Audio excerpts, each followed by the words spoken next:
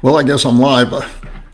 Again, this is always an interesting thing for me. We had some fun yesterday as I was looking over a word picture from Amos, and when the prophet confronted the real aristocratic, high influence, important women of Bashan, because they were used to laying around and getting fat and lazy and being fed by their husbands who were exploiting the poor in order to satisfy their needs.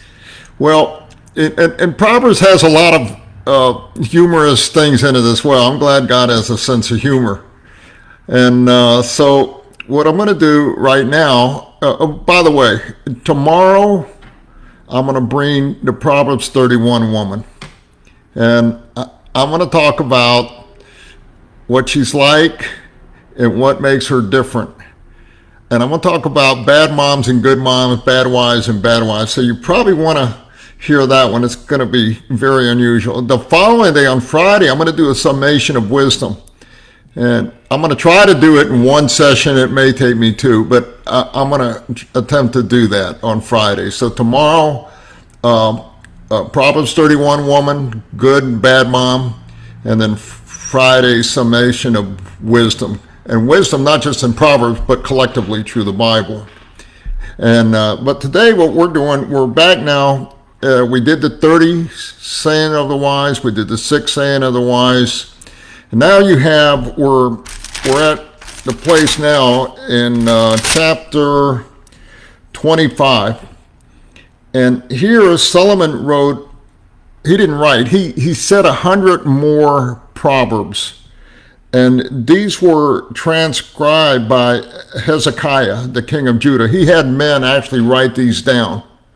And they're going to carry you from chapter 25 all the way to chapter 31. Now, I'm not going to go through all this. It would take me too long.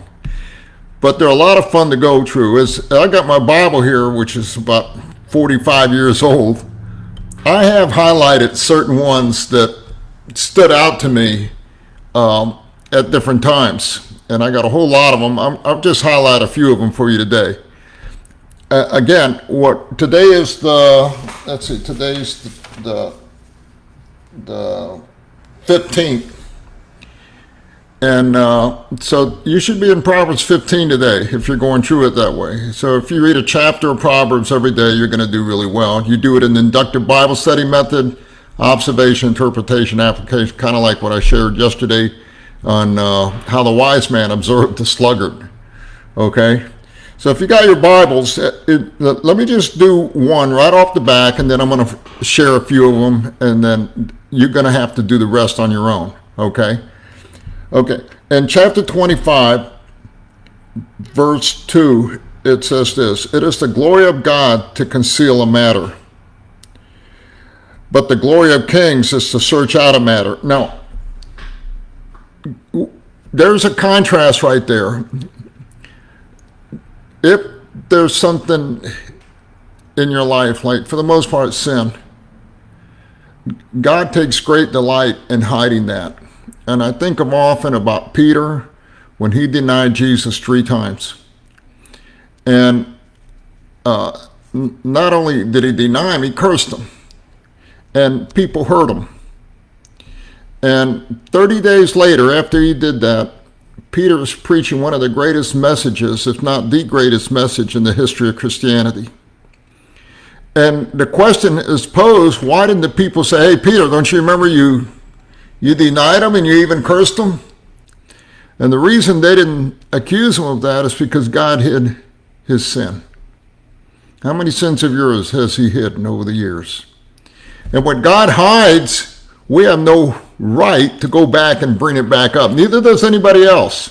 It's done. It's covered. It's buried. So I highlighted that verse, and that is spoke to me a lot of different times. Here's another one that I've highlighted: "Let your foot rarely be in your neighbor's house, lest he becomes weary of you and hate you." You have guys that go in, they knock on the door, they want to visit their buddies. Well, after a while, they get sick of you. And so the Proverbs says, hey, don't go. I mean, you visit once in a while, but don't be going over there all the time. Okay. Here's another one. I like this one. It is better to live in the corner of a roof than in the house shared with a contentious woman. You know, the old Mediterranean houses, they have flat roofs. Okay. And so in the corner of a roof is probably not the better place where all the sun comes and hits. And what the guy is saying here, it's better to live there. I know a guy that actually put a sign on his door because his wife was always nagging him and running him to death. That he put a sign on his door and said, this is the corner of the roof. That's what he named his room. Okay, so that's another one that I had. Like a dog that returns to his vomit is a fool that repeats his folly. Isn't that true? You know, you ever seen a dog lip up his vomit? It's disgusting. Well, that's kind of how God sees us when we keep repeating the same old sins. Here's a good one. Do not boast about tomorrow, for you do not know what a day may bring forth. That's true. I mean, look at 911. All those people who went in that building, they expected to be home the next day. They didn't know what was going to happen. I mean, none of us really have a guarantee that we're going to be here tomorrow. We don't know that we're not breathing our last breath. In fact, many years ago, I was running track, and I remember I had read this verse, and I was thinking each breath I took, I said, well, God is doing that for me. He's sustaining me. He knows every breath I'm going to take. And so I found that to be really interesting. And, who was it? She's an older lady, white lady, and she's talking about getting rest. And she says, listen, if you're getting older, you need to get 8 hours of sleep a night. And I thought, yeah, that's pretty wise. And then she added on, if you're ugly, you need to get at least 10. That's true. It's like the old Oriental wise man. He says, heart only have so many beats in the heart. Want to live longer? Don't hurry it up. Running. Take nap. That's true. So we don't know what's going to happen tomorrow. Do not boast about tomorrow. Here's another one. Do not go to your brother's house in the day of calamity. Better is a neighbor who is near than a brother far away. Yeah, there's something about the intimate relationships of your brothers and sisters that may, during a time of really bad, it's probably not wise to do that. Iron sharpens iron, so one man sharpens another. Man, there's a lot of good proverbs in here. I use that many times in sports, and we build up and support one another. Here's a good one. The wicked flee when no one is pursuing, but the righteous are bold as lion. And that's true. I mean, people that they're so paranoid, like right now with this COVID thing, they're so paranoid and scared, they're hiding in their houses. And because fear is what motivates them. But here it says the righteous. Who are the righteous? Those that have trusted Christ. They're bold as lions. Have you ever seen a lion in a zoo or close in a safari or someplace? They're bold. They come at you real stately, and that's where the saying comes, bold as a lion. Okay, let me do a couple more.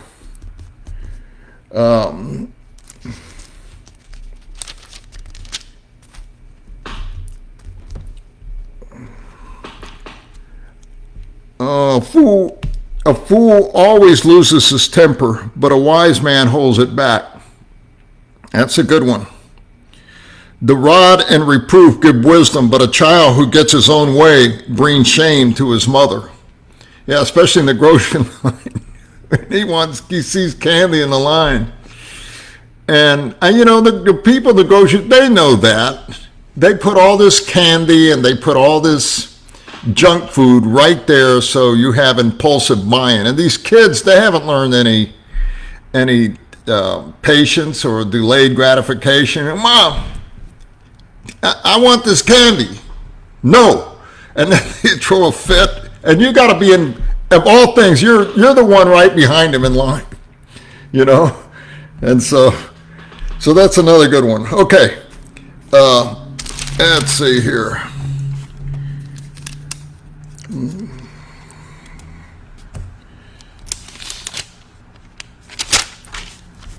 Okay, a couple more.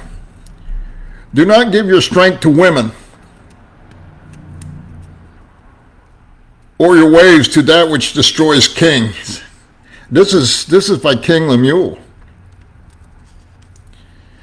It is not for kings to drink wine, or for rulers to desire strong drink, lest they drink and forget what is decreed. I think that's what happened to Pelosi and Biden. By the way, I'll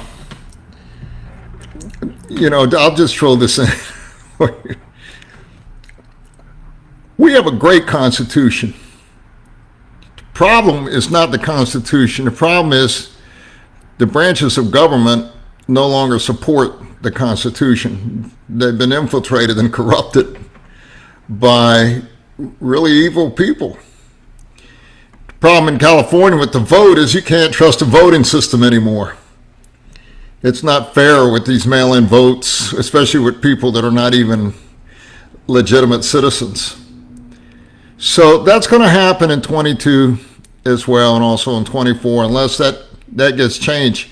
But I don't see that getting changed because they're not allowing it to get changed. The people in the various branches of government, and so we got a real problem in this country that I don't think it's going to get taken care of peacefully. I really don't. I think you have to overthrow these different branches of government and overthrow this presidency to see any change. But even then, I don't even know, to be quite honest with you, if at this point that would even do any good, because this woke generation of people under 25, they don't have a theistic Christian worldview. They're so woke and brainwashed and programmed by, they were born with cell phones, and the internet, and they have a whole different orientation. You try to get in the mind. I go in stores at different places. I see kids as young as 2.5, 3 years old with cell phones. I mean, they're really good at it, and that's what's indoctrinating their minds. And some of the stuff they see, there's nothing filters and that, unless the parents put some kind in there. Most kids can see and hear just about everything imaginable. Imagine how that mind is being developed. Okay? So normally you would have, if you have a lot of corruption and all that, normally the young people would rise up. They tend to be very idealistic. And that isn't the case right now. So it doesn't look good for this country. I do know that Christians, this is one of the greatest times in history to shine. And I do know that you can sustain yourself if you remain faithful. In fact, if you read 2 Timothy or 1st, 2nd Thessalonians, you'll read about, or even in chapter 3 of Revelation, the apostasy setting in. That's basically a falling away from the faith, and society as a whole is going to be pretty secular, very devoid of spirituality, any real true spirituality. But there will still be a remnant, just like there was in the Old Testament, when all the nation of Israel had just completely fallen away and went into idolatry over and over and over again. So in fact, there became a divided nation, and much of it sold into captivity. That's why God kept sending them prophets. He sent them major prophets. He sent them minor prophets. He sent them all kind of visual illustrations to show what they were doing, like having Hosea marry a prostitute, to show them how they were committing adultery with other nations. He did all kind of things to try to get them to return, and they didn't. They never returned. They're not going to completely return until the millennium, when Jesus sets up his kingdom. Okay, and even that, it's going to be tested and suspect at the end of the 1,000 years. Now you'll have some that are, maybe sometime I'll talk about the tribulation period and what's going to happen with 144,000 Jews that come from the 12 tribes of Israel that are going to be functioning evangelists during the tribulation, and need be so because of the terrible things that are going to take place then.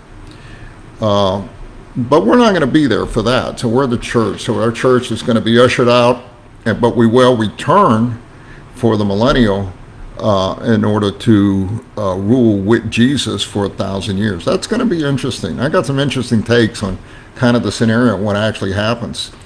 And maybe sometime I'll talk about that. Do you know that there are people today that could possibly live to be over 1,000 years old? Maybe I'll share that, how that is, how there's a possibility for that to happen. It's very interesting. I love to study eschatology, which is study of end time events. If you study it systematically, you can get a real good handle on it, especially if you study the book of Daniel, which gives us a prophetic timeline for what's going to happen. Right now, we're living in what's called the time of the Gentiles, or a timeout period where the church, or time of grace, and we don't know when that eschatological timeline is going to begin again. We're in a timeout period right now, a time of grace. And God is not willing that any should perish, but all should come to the knowledge of the truth. When we come to the knowledge of truth, God wants us to exercise wisdom. That's the importance of the book of Proverbs, and actually the whole Bible. So tomorrow I'm going to be talking about a good and bad mom, and good and bad wife. And then Friday, I'm going to talk about the summation of wisdom in its totality. And I think you want to take notes for those 2 days. But on Friday, that will close our session with Proverbs, and then we'll be starting up another study. Sunday, I'm going to begin a message on evangelism, how to do evangelism. It's going to be a 2-part message, and then on the second part, how to pray for evangelism, and what are the prayers, scriptural prayers for that. Okay, you all have a great day, and I'll see you all tomorrow. God bless you all.